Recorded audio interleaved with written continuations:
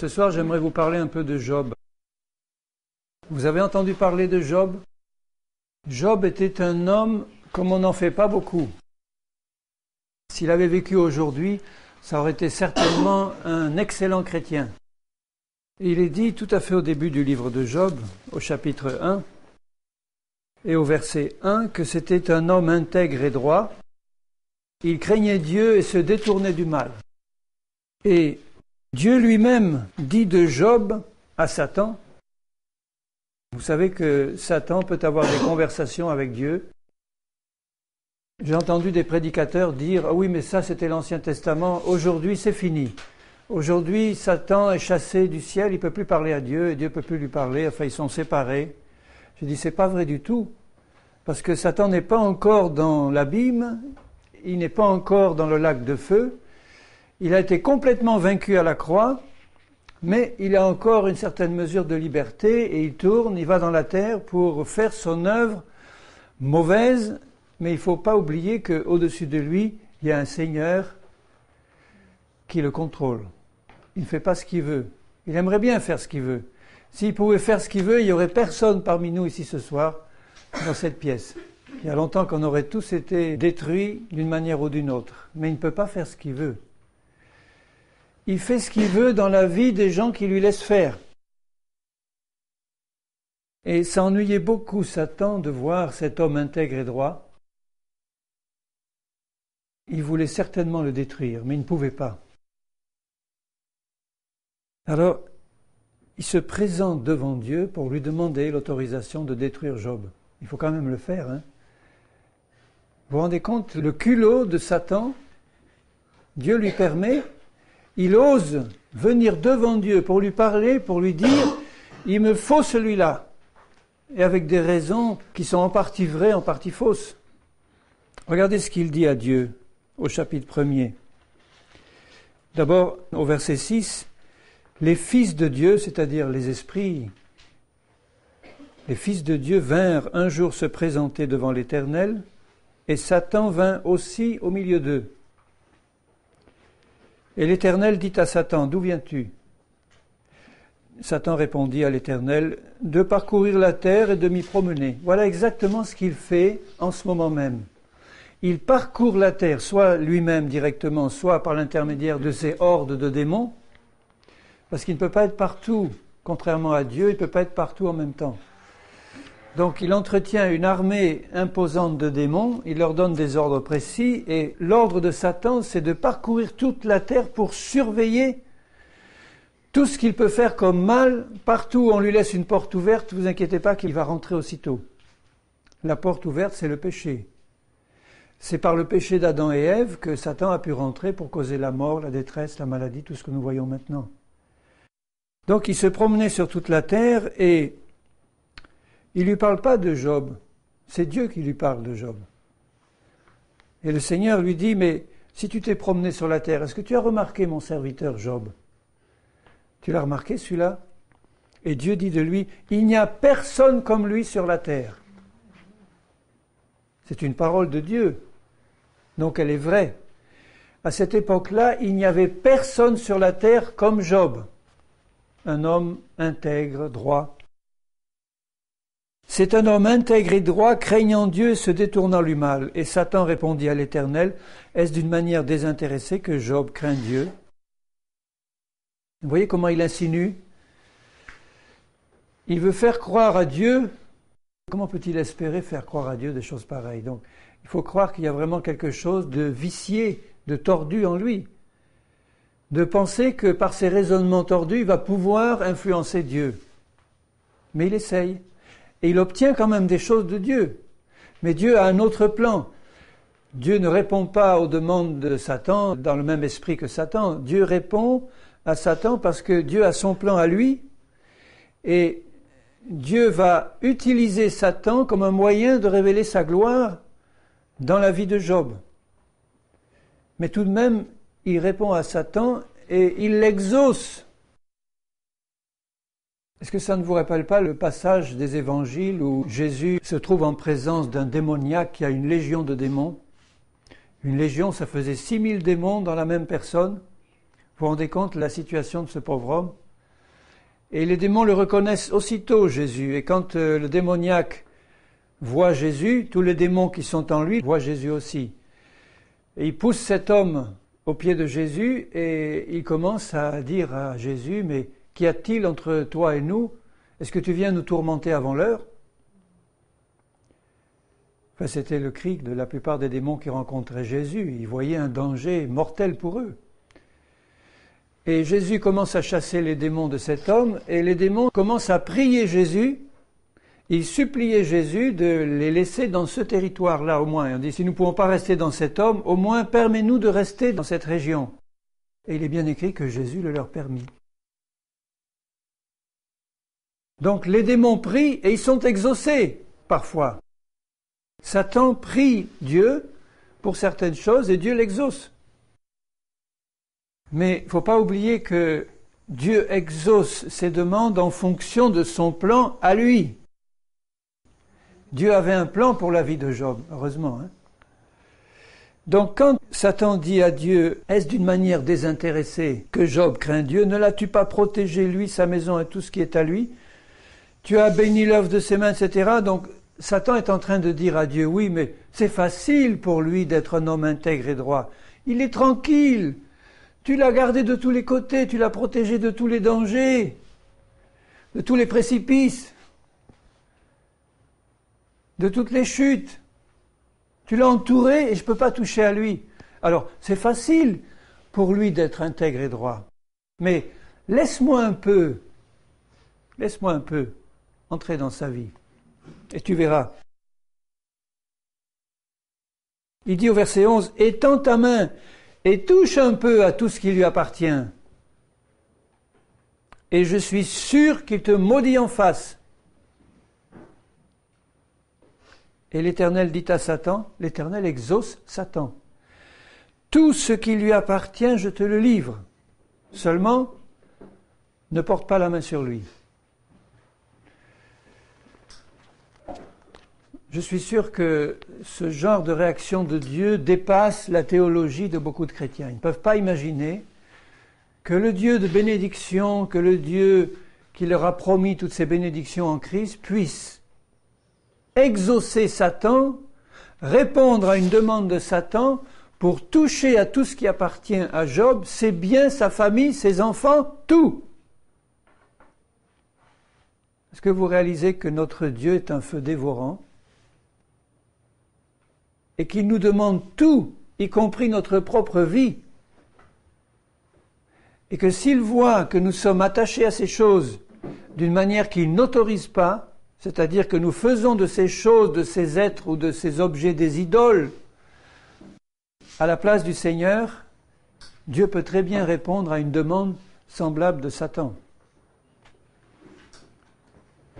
Et pourtant, ce n'était pas le cas de Job. Job ne faisait pas de ses biens des idoles.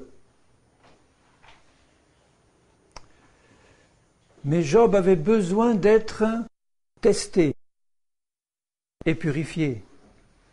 Parce qu'il y avait quelque chose dans la vie de Job qui ne plaisait pas à Dieu. C'est comme quand Jésus rencontre le jeune homme riche, il avait tout fait pour plaire à Dieu depuis son enfance. Il obéissait à tout. Et Jésus lui dit, toi, il te manque une chose si tu veux être sauvé. Parce que ce jeune homme venait pour lui dire, mais que faut-il pour être sauvé? Donc tu as tout fait, lui dit Jésus, mais il te manque une chose. Tu es attaché à tes biens. Et il avait de grands biens, des milliards peut-être. Donc mets-toi à la place de quelqu'un qui possède des milliards, des grands biens, des domaines, des châteaux, des comptes en banque en Suisse, plein d'argent, de biens. Et mets-toi à la place de ce jeune homme à qui Jésus dit, tu vends tout. Demain, tu demandes à ton comptable, là, tu vends tout. Bon, ça me fait des disponibilités. Je peux les placer peut-être. Et tu donnes tout aux pauvres. C'est dur, hein, pour quelqu'un qui est attaché à ses biens.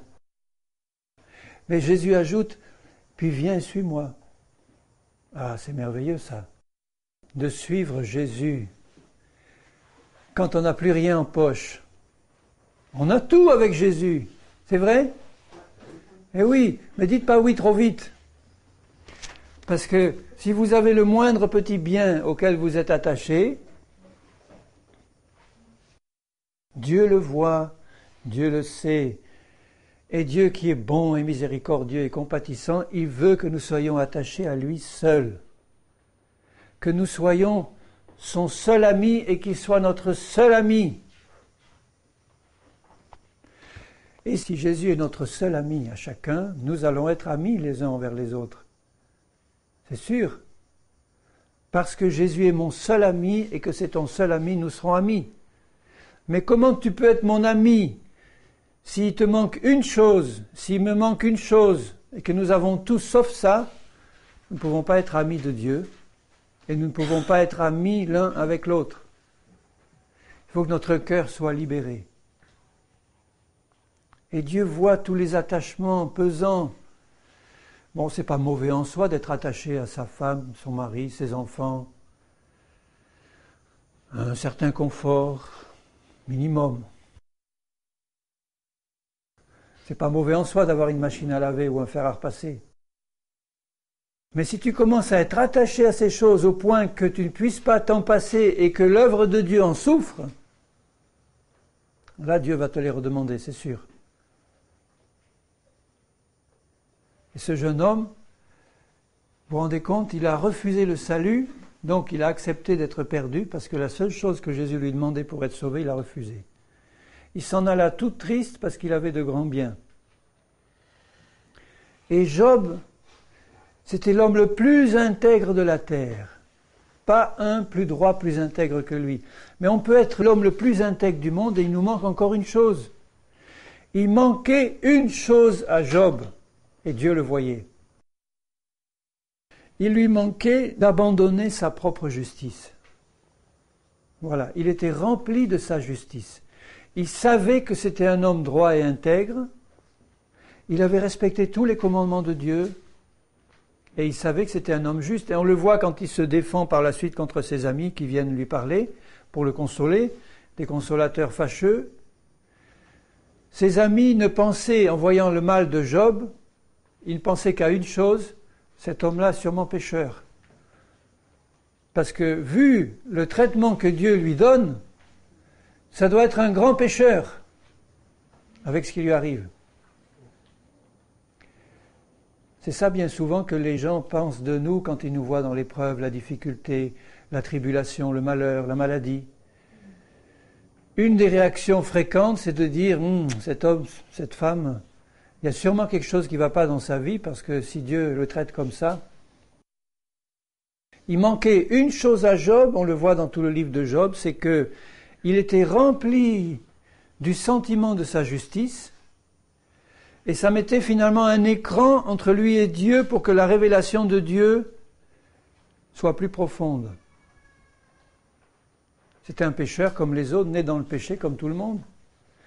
Mais à cause de ses longues pratiques de justice et de sainteté, il avait fini par être rempli de sa propre justice.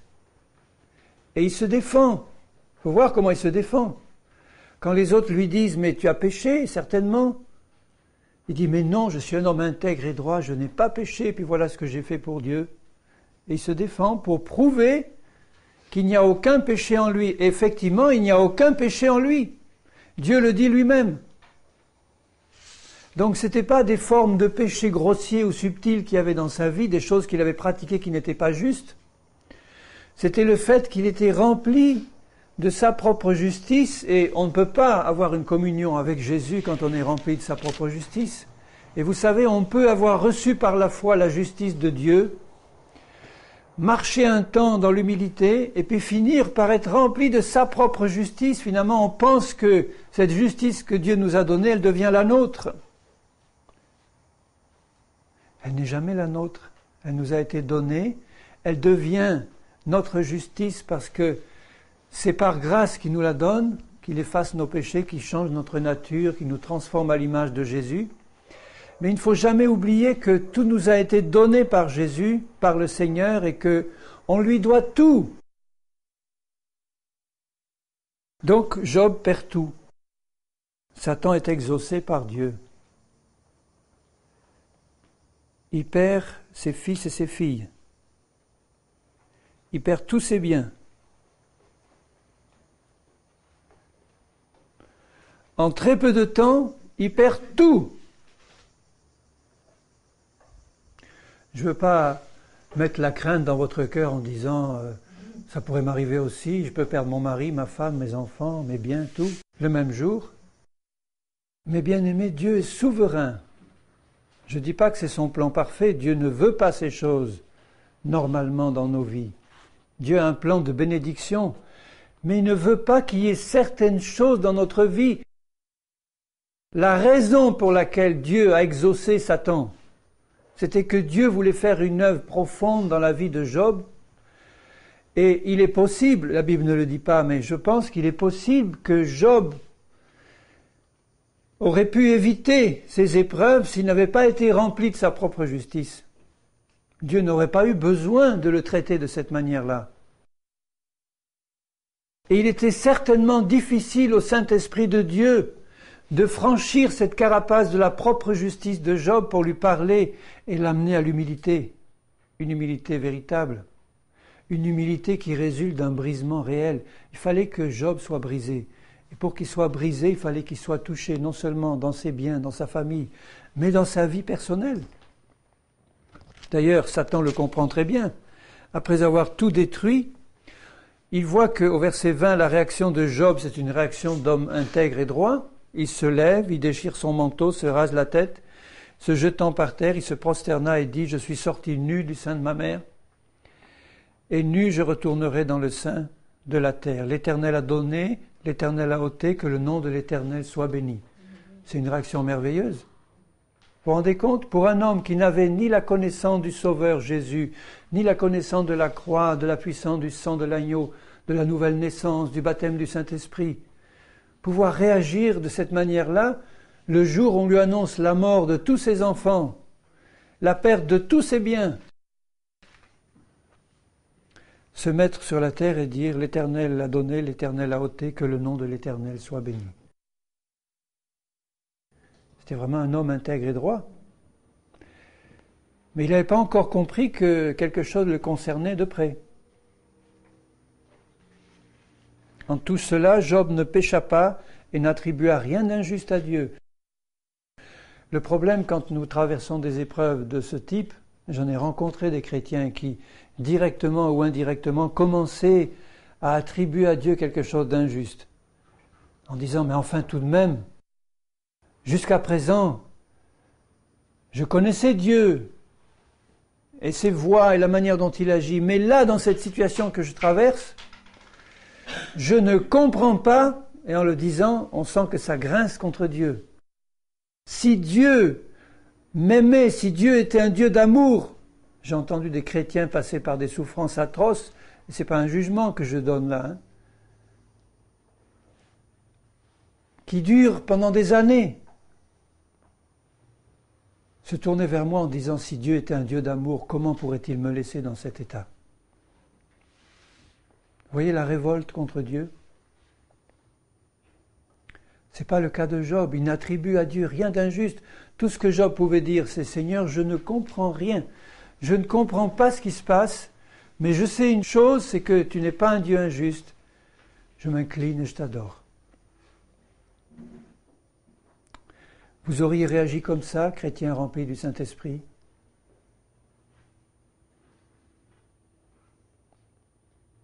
Or, les fils de Dieu vinrent un jour se présenter devant l'Éternel, et Satan vint aussi, je suis au chapitre 2, au milieu d'eux se présenter devant l'Éternel, et l'Éternel dit à Satan, « D'où viens-tu » Et Satan répondit à l'Éternel de parcourir la terre et de m'y promener. L'Éternel dit à Satan, « As-tu remarqué mon serviteur Job? Il n'y a personne comme lui sur la terre. » Quel témoignage que Dieu peut donner à Satan. Est-ce que dans ta vie, quand Satan se présente pour demander à Dieu quelque chose contre toi, Dieu peut lui répondre cela pour toi? Il n'y a personne comme lui. Dieu était finalement assez fier de Job. Hein. On sent qu'il y a une certaine fierté. Il n'y a personne comme lui. C'est un homme formidable. Il demeure ferme dans son intégrité, tu vois, Satan. Tu m'avais demandé de détruire tous ses biens, tout ce qui lui appartenait, mais il demeure ferme. Et tu m'excites à le perdre sans motif. Et Satan ne se décourage pas. Satan répondit à l'Éternel, peau pour peau. Bien sûr, tu l'as privé de tous ses biens, mais tu l'as encore protégé. Tout ce que possède un homme, il le donne pour sa vie. Il n'a pas tort. Hein. Dans la plupart des cas, dans ce monde, c'est que si tu donnes à choisir pour un homme entre sa vie et tout ce qu'il possède, le choix est vite fait. Mais étends ta main, touche à ses os et à sa chair, et je suis sûr qu'il te maudit en face. L'Éternel dit à Satan, voici, je te le livre. Donc, deuxième fois que Dieu exauce Satan, je te le livre. Seulement, épargne sa vie. Donc Dieu lui dit finalement, Satan, jusque-là, mais pas plus loin. Et Satan est obligé, il ne peut pas faire autrement. Il ne peut pas toucher à la vie de Job. Mais il s'arrange, puisque Dieu lui a laissé carte blanche pour faire ce qu'il veut sur son corps, il s'arrange pour le soigner particulièrement, avec la permission de Dieu. Et il le couvre de la tête aux pieds d'un ulcère malin.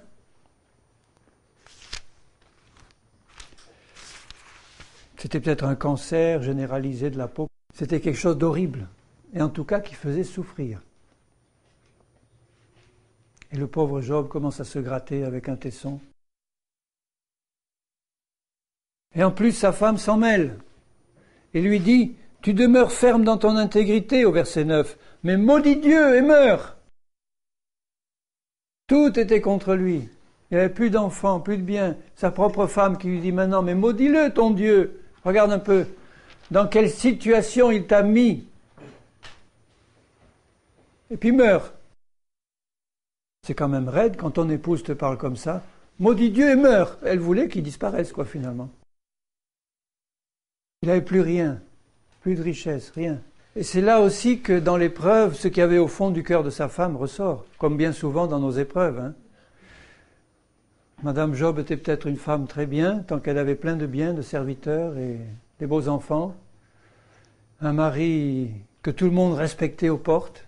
Mais quand tout a été perdu, la réputation de Job, on le prenait pour un pécheur maintenant, le dernier des pécheurs. Plus de biens, plus rien, plus d'enfants. Ce qui avait au fond du cœur de sa femme ressort. Mais ce qui avait au fond du cœur de Job aussi est sorti. Tu parles comme une femme insensée.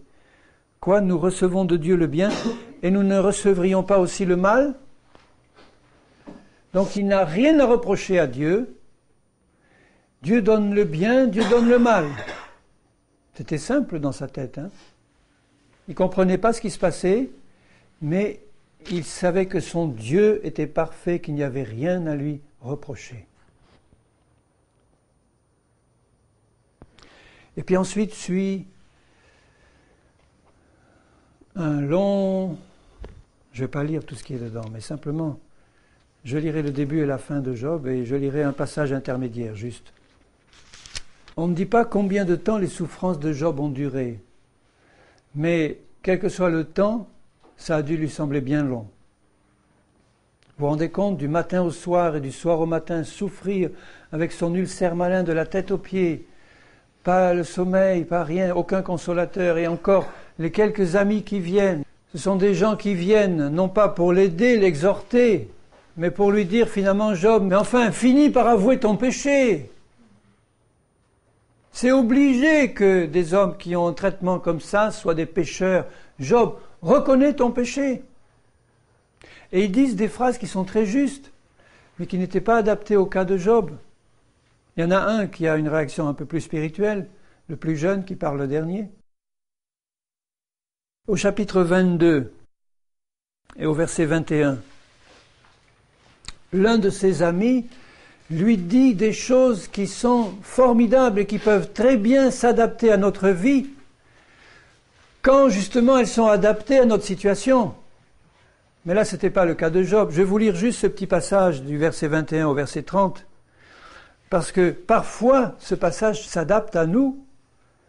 « Attache-toi donc à Dieu et tu auras la paix. » Donc, vous voyez, le sous-entendu, c'était de dire à ce pauvre homme qui souffrait, « Tu t'es détaché de Dieu. Et c'est parce que tu t'es détaché de Dieu que tu as perdu ta paix et tout est bien et tout. » Mais il lui dit quelque chose qui en soi est vrai, adressé à quelqu'un qui s'est vraiment détaché de Dieu, ou quelqu'un qui vit loin de Dieu. Ces paroles sont des paroles de Dieu pour lui. Attache-toi à Dieu et tu auras la paix, tu jouiras ainsi du bonheur. Reçois de sa bouche instruction et mets dans ton cœur ces paroles. Tu seras rétabli si tu reviens au Tout-Puissant. C'est dur pour les oreilles de Job d'entendre ça. Job, tu t'es écarté de Dieu. Tu seras rétabli, mais c'est vrai pour ceux qui se sont vraiment écartés de Dieu et pour lesquels cette maladie-là est un châtiment. La maladie de Job n'était pas un châtiment. Jette l'or dans la poussière, si tu éloignes l'iniquité de ta tente. Jette l'or dans la poussière, l'or d'Ophir parmi les cailloux des torrents, et le Tout-Puissant sera ton or, ton argent, ta richesse. Donc ils insinuaient que ce pauvre Job, malgré qu'il ait perdu tous ses biens, était encore dans son cœur attaché aux richesses et à l'or, et qu'il devait s'en détacher, se détacher de l'iniquité. Tu feras du Tout-Puissant tes délices, tu élèveras vers Dieu ta face, tu le prieras et il t'exaucera. Ça fait très spirituel, mais c'est vrai dans le fond, pour un pécheur, ces phrases. Tu accompliras tes vœux, à tes résolutions répondra le succès. Sur tes sentiers brillera la lumière, vienne l'humiliation, tu prieras pour ton relèvement. Dieu secourt celui dont le regard est abattu. Il délivrera même le coupable, qui devra son salut à la pureté de tes mains. Donc tu vois, Job, tout ce que Dieu est capable de faire pour ceux qui se sont écartés de lui. Donc c'est pour toi aussi. Prends ces paroles de Dieu et retourne-toi vers ton Dieu et reviens. Sors de ton iniquité et retourne à ton Dieu. Et Job se défend. Il n'arrête pas de se défendre. Et le dernier qui parle, Élihu, parle d'une manière plus spirituelle que les autres parce qu'il tourne l'attention de Job vers la grandeur et la puissance de Dieu. Il ne se tourne pas vers le péché de Job et la nécessité qu'il a de se repentir, mais il tourne le regard de Job vers la gloire de Dieu et sa toute-puissance. Et dès qu'il a fini de parler, au chapitre 38, l'Éternel répondit à Job du milieu de la tempête. À d'autres moments, Dieu a parlé dans un murmure doux et léger. Là, Dieu lui parle comme un peu au sommet du Sinaï, où Dieu s'est manifesté dans un vacarme étourdissant de tonnerre, d'orage et d'éclairs, au point que tout le peuple s'enfuyait de terreur en entendant la voix de Dieu sur le mont Sinaï. Là, Dieu parle à Job du milieu de la tempête et il lui dit « Mais qui est celui qui obscurcit mes desseins par des discours sans intelligence ?» Et clac. Donc tu vois, la manière dont Dieu a parlé à Satan de Job n'est pas du tout la même que la manière dont Dieu parle à Job lui-même. Devant Satan, Dieu le défend. Il vante ses mérites. Et parce qu'il a confiance en Job, il sait jusqu'où il peut aller dans les épreuves et il ne permet pas à Satan d'aller plus loin. Parce que Dieu avait un plan de rétablissement pour la vie de Job, et non seulement un plan de rétablissement, mais un plan d'approfondissement de sa connaissance personnelle, de sa révélation. Donc, il a dit à Satan jusque-là, mais pas plus. Mais quand Dieu s'adresse à Job au milieu de la tempête, il se révèle à lui pour lui montrer que finalement, dans ses discours, il lui manquait l'intelligence profonde qu'il devait avoir de Dieu. Il dit, saint terrain comme un vaillant homme, je t'interrogerai, tu m'instruiras. C'est une manière un peu ironique que Dieu utilise pour lui parler, disant, je vais t'interroger, toi, Job, et tu vas m'instruire. C'est ça que tu espères faire en te défendant dans ta propre justice. Où étais-tu quand je fondais la terre? Vous voyez, il rétablit les choses dans leur ordre réel. Quand nous nous plaçons devant le Seigneur, qui se révèle tel qu'il est devant nous, tel que nous sommes, je vous assure que nous n'avons aucune raison de bomber le torse et de dire « Regarde comme je suis saint, Seigneur ». Vous vous rappelez la révélation du prophète Ésaïe quand il voit le Seigneur Jésus sur son trône. Et c'était un prophète saint, un prophète dont les paroles étaient puissantes. Et si vous regardez dans le chapitre 6, quand Jésus se révèle, puisque c'est Jésus qui l'a vu, l'apôtre Jean le dit bien, il a vu Jésus sur le trône, dans le temple. Du chapitre 1 au chapitre 5, Ésaïe n'arrête pas de dire « Malheur à vous pécheurs, malheur à vous, le jugement de Dieu vient sur vous ». Et au chapitre 6, quand Jésus se révèle, son cri c'est « Malheur à moi ». Car mes yeux ont vu le roi, l'Éternel des armées. Mes lèvres sont des lèvres impures, et j'habite au milieu d'un peuple qui a des lèvres impures. Et il dit, mes yeux ont vu le roi, l'Éternel des armées. Mais je ne peux pas vivre, avoir vu Dieu et vivre. Et il s'incline en disant, malheur à moi. Vous voyez ce que produit dans notre vie la révélation du Seigneur. Une révélation plus profonde est destinée à nous révéler la profondeur de ce que nous sommes devant Dieu, c'est-à-dire rien du tout. Mais nous révéler aussi ce que Dieu veut faire dans nos vies par grâce. Quand il aura extirpé toutes ces racines de propre justice, d'orgueil, de rébellion cachée, de folie, de manque d'intelligence qui ne font que prouver que nous n'avons pas une révélation profonde du Seigneur. Dieu, dans son amour, ne va pas nous détruire pour cela. Mais je nous souhaite à tous d'éviter le type d'épreuve que Job a dû subir pour arriver à cette révélation. Parce que nous avons aujourd'hui dans la Nouvelle Alliance des moyens puissants d'avoir une révélation profonde de Dieu, parce que le Saint-Esprit a été répandu d'une manière unique. Il travaille dans la terre entière pour nous révéler la vérité, pour nous révéler Jésus. Donc le châtiment et la justice de Dieu seront infiniment plus grandes envers ceux qui aujourd'hui résistent à l'action du Saint-Esprit, parce que nous avons tout aujourd'hui pour avoir une révélation profonde de Dieu, une communion intime avec le Seigneur. Job n'avait pas ces moyens-là. Dieu s'est révélé à lui dans l'épreuve pénible. Il le fera aussi dans la vie de ceux qui en ont besoin, parce que la grâce de Dieu ne va pas nous laisser nous enferrer dans notre propre justice ou dans le péché ou dans la séduction. Si Dieu voit que nous n'arrivons pas à entendre ces avertissements, il fera tomber sur nous un jugement dans sa grâce pour que nous puissions comprendre, non pas pour que nous soyons détruits, mais pour que nous puissions nous arrêter, nous remettre en question en disant « Seigneur, tu me parles, ton serviteur écoute. Fais ton œuvre dans mon cœur, Seigneur. »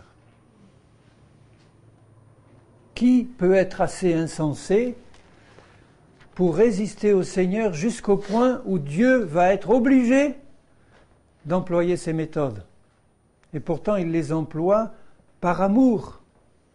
Vous ne sentez pas l'amour de Dieu pour Job tout au long de ce livre? Et que tout ce qu'il a permis à Satan, c'était finalement par amour pour son serviteur? Dieu savait très bien que Satan était incapable de comprendre la raison pour laquelle il l'exauçait. Satan a dû se frotter les mains en disant « J'ai réussi à l'avoir.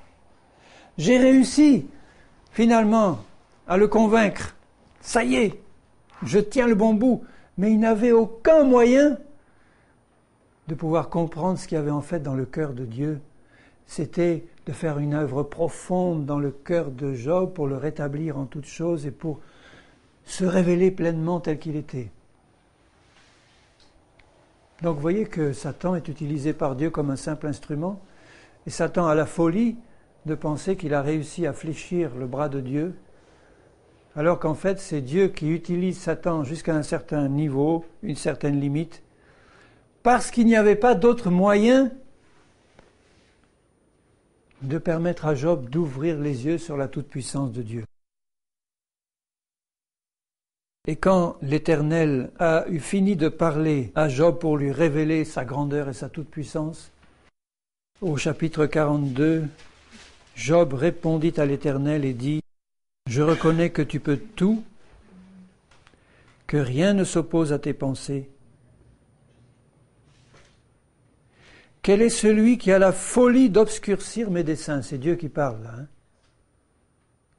Et de qui il parle ? Il parle de Job, l'homme le plus intègre de la terre. Mais il lui manquait une intelligence spirituelle qu'il n'avait pas encore. Et pour Dieu, c'est de la folie. Les desseins de Dieu étaient obscurcis. Ça me fait comprendre pour moi la nécessité que nous devons avoir de comprendre le message de la croix dans ses profondeurs. Parce qu'on peut vivre une vie chrétienne superficielle avec des bénédictions, avec le salut, la guérison, la délivrance des démons. Et puis rechercher dans cette vie chrétienne de multiples bénédictions comme Job en a eu, dans ma famille, dans mon métier, dans mon argent, etc. Alors que la suprême bénédiction de Dieu, c'est la révélation du message de la croix et de la vie de résurrection en Jésus-Christ. Et Dieu peut très bien, si nous refusons d'avoir cette révélation ou de pénétrer dans cette révélation que le Saint-Esprit veut nous donner, parce qu'il y a un prix à payer pour recevoir cette révélation. Le prix à payer, c'est l'abandon de tous nos biens, de toutes nos possessions et de notre propre vie, comme Jésus nous le dit. Si tu es attaché à ta propre vie, tu ne peux pas être un disciple de Jésus. Tu peux être un chrétien, tu peux avoir ton salut, mais tu ne peux pas être un disciple de Jésus que Jésus va utiliser et dont Jésus va être l'ami. Quand Jésus dit « Vous ne pouvez pas être mes amis si vous ne faites pas ce que je vous demande », tu ne peux pas faire ce que Jésus demande, c'est trop élevé, c'est trop dur si tu n'as pas la révélation de la croix. Donc c'est une folie de vouloir vivre une bonne vie chrétienne normale sans avoir renoncé à tout, y compris à notre propre vie, et avoir compris le message de la croix, ce que Jésus a fait à la croix, ce qu'il a fait de nous en lui. C'est ça qui manque à l'Église de Jésus-Christ.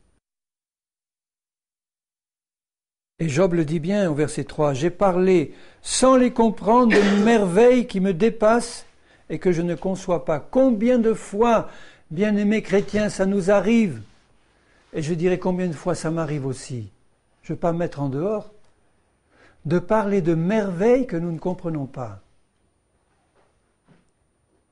ou que nous ne comprenons pas assez. C'est de la folie. On ne peut bien parler que de choses qu'on a vues. Tu ne peux bien parler de Dieu que si tu l'as vu. Je ne parle pas vu comme ça, vous comprenez, avec vos yeux de chair, mais vu parce qu'on le connaît, parce qu'il s'est révélé. Est-ce que vous croyez que Dieu veut se révéler ? Dieu désire ardemment se révéler, mais il ne peut pas parce que nous sommes intéressés par toutes sortes d'autres choses, y compris spirituelles, qui nous empêchent de le voir tel qu'il est. On est pris par l'activisme, on est pris par toutes sortes de choses, spirituelles et chrétiennes, bien sûr. Parce qu'il faut les faire, il faut évangéliser la terre, il faut conquérir les pays pour Christ. Mais si tu le fais sans connaître ton Dieu, sans l'avoir vu, qu'est-ce qui peut en résulter finalement ?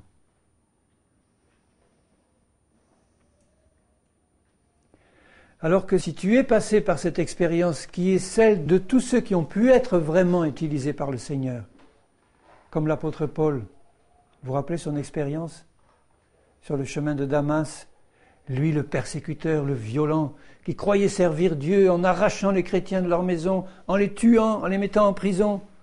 Il était zélé, il aimait son Dieu, plein de zèle pour Dieu. Mais il le dit dans l'ignorance et l'incrédulité. Et quand le Seigneur Jésus se révèle personnellement à lui, comme il s'est révélé à Ésaïe, à Jean et à tant d'autres, la révélation de Jean dans l'Apocalypse n'est pas du tout la même que la révélation que Jean avait eue de Jésus dans sa vie sur terre. Quand Jean penche sa tête sur l'épaule de Jésus lors du dernier repas avant la crucifixion, c'est merveilleux de voir cette intimité entre Jésus et le disciple qu'il aimait. Mais quelque temps après, quelques dizaines d'années après, quand dans l'île de Patmos, il voit Jésus se révéler dans sa véritable nature et dans sa gloire, qu'est-ce qu'il fait, l'apôtre Jean? Il tombe face contre terre, en tremblant devant la gloire de Jésus manifestée, le juge qui vient. Et c'est le même Jésus pourtant. J'ai parlé sans les comprendre de merveilles qui me dépassent et que je ne conçois pas, c'est Job qui le dit. Et ensuite, Dieu dit, écoute-moi et je parlerai, je t'interrogerai et tu m'instruiras. Dieu ne le dit pas de la même manière dont il lui avait dit au début. Je sens une différence de ton dans la manière dont Dieu lui parle. D'une manière absolue, il est impossible d'instruire Dieu. Il sait tout d'avance, il connaît tout. Mais il y a une manière d'instruire Dieu simplement en lui démontrant ce que nous avons au fond du cœur. De même que Jésus n'avait rien à apprendre à son Père,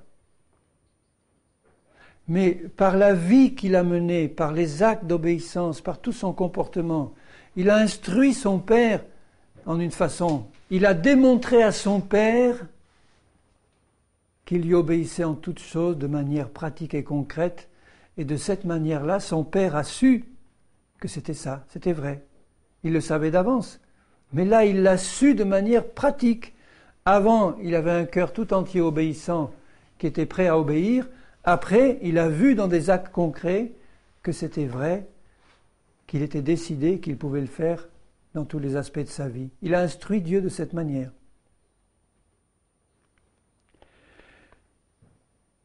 Et Job dit, mon oreille avait entendu parler de toi, mais maintenant mon œil t'a vu.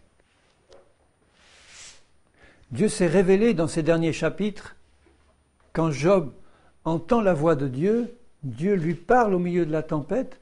Je ne sais pas de quelle manière exacte ça s'est passé, mais en tout cas, puisque Job le dit, il ne s'est pas contenté d'entendre la voix de Dieu, il l'a vue. Mon œil t'a vu. Il a entendu, il a vu. Pourquoi est-ce que Dieu ne s'est pas révélé avant de cette manière-là à Job?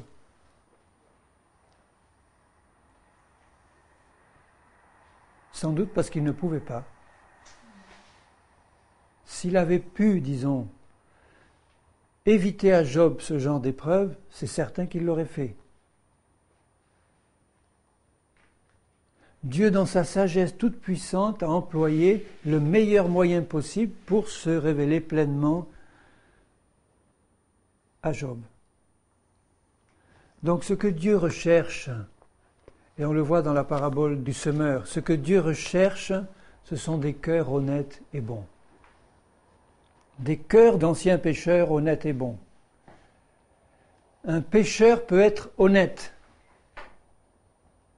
Un chrétien racheté, lavé dans le sang de Jésus, peut avoir un cœur tordu.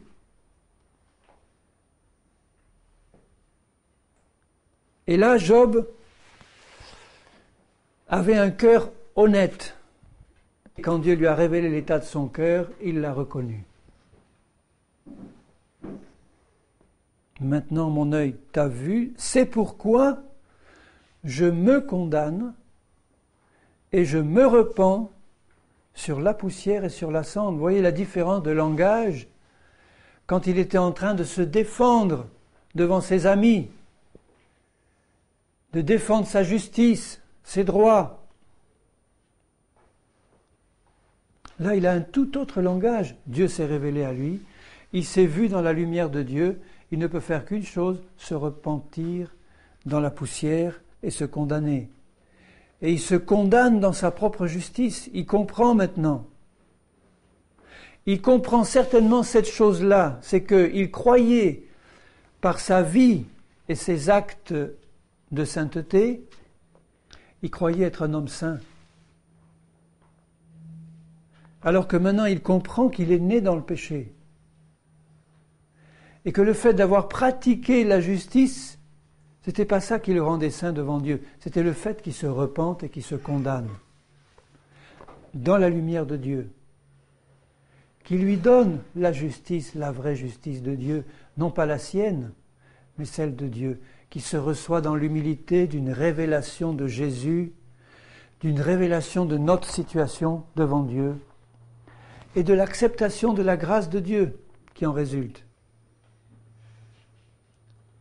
La grâce est un cadeau qu'on ne mérite pas. Si tu vas vers Dieu avec la moindre impression que tu mérites quelque chose de la part de Dieu, tu risques le traitement de Job. Et je vous assure qu'il y a beaucoup de chrétiens qui pensent mériter quelque chose de Dieu. Parce qu'ils vont à l'église tout le temps, parce qu'ils payent leurs dîmes, parce qu'ils sont fidèles.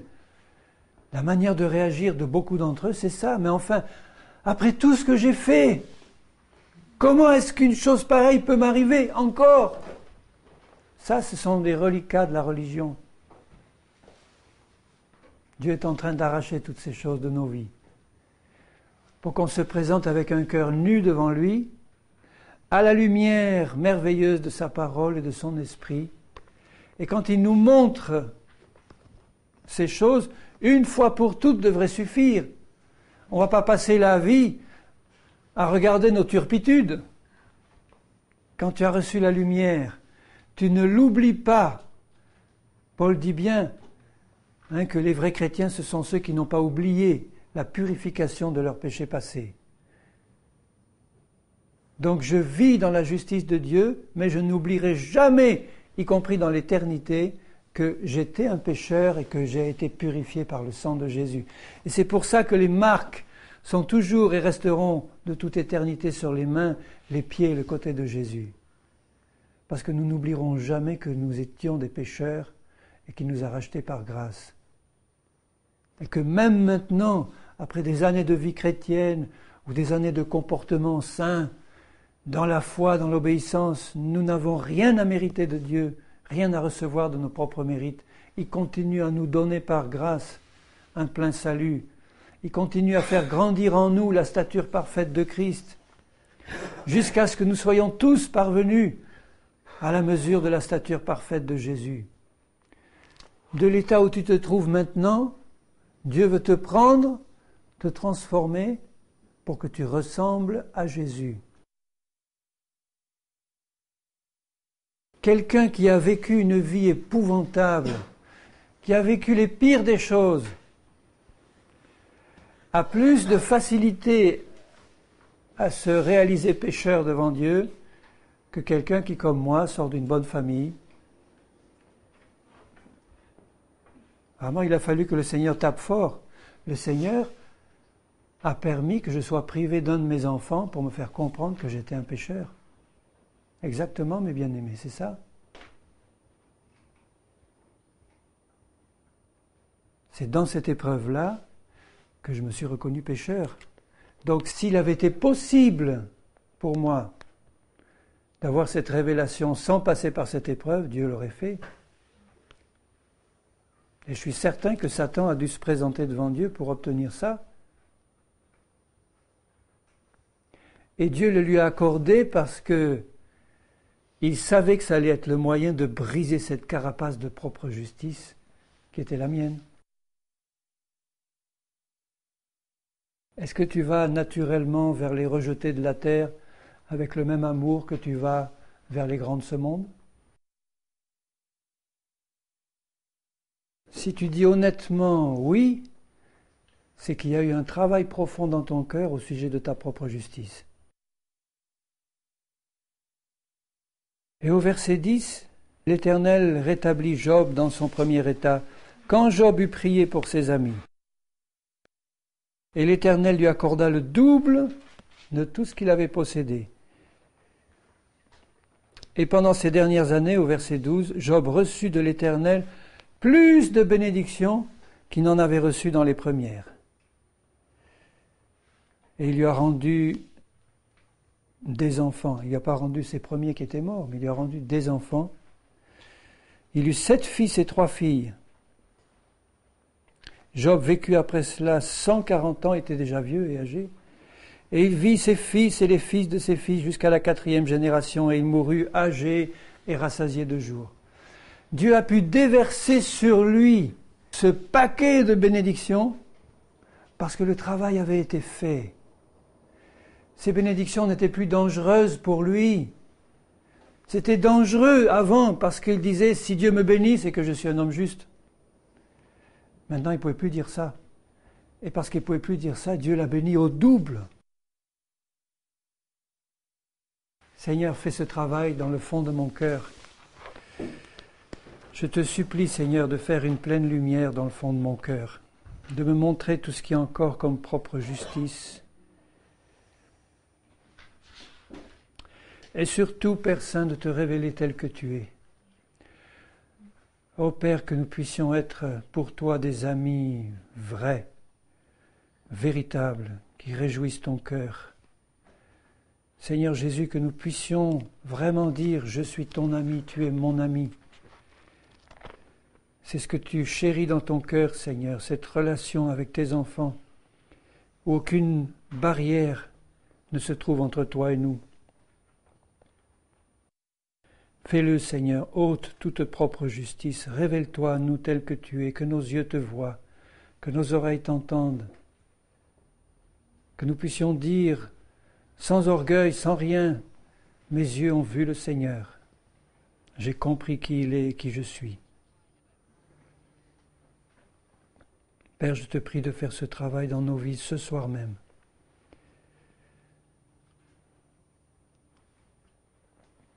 Tu veux nous utiliser. Et je sais que tu veux utiliser ceux qui t'ont connu, ceux qui te connaissent tel que tu es. Fais-toi connaître tel que tu es, Père Saint, au nom de Jésus-Christ.